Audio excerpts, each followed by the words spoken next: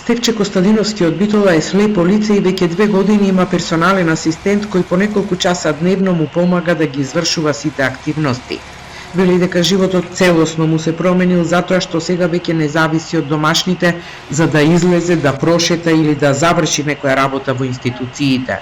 Но слепите лица бараат ангажманот на персоналните асистенти да не е ограничен со нивната возраст како досега и да продолжи и по 65-та година од животот.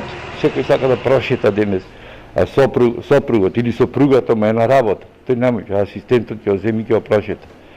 Јас, да ви кажам, се препородив од кој имам решила, бидејќи оние останали кај не ме остави да бидам сам, да останат асистентите и понатаму.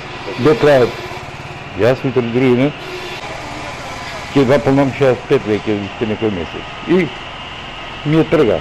Од вкупно 215 членови во Сдруженијето на слепи лица во Битола, само 9 од нив имаат персонални асистенти.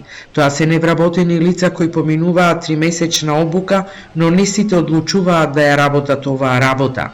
Дел поради некакви предрасуди, а пак дел поради тоа што работат за хонорар од 11.000 денари и немаат платени придонеси. Се водиме како невработени, а имаме 4, а некои 8 полни часа работно време, но немаме здравствено осигурување и немаме пензиско осигурување. Со тоа не е загарантирана нашата иднина. Сега јас додека сум млада, можам да го работам ова, но за неколку години треба да размислам за тоа како јас ќе се пензионирам.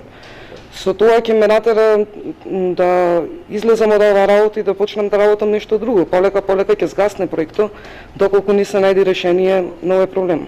Од Сдруженијето на слепи лица велат дека потребно е да се подигне свеста кај населението за оваа исклучително хумана професија, дека може и на овој начин да се заработи, но потребно е државата да им обезбеди придонеси на персоналните асистенти за да се зголеми интересот, но и тие да останат покрај лицата со попреченост.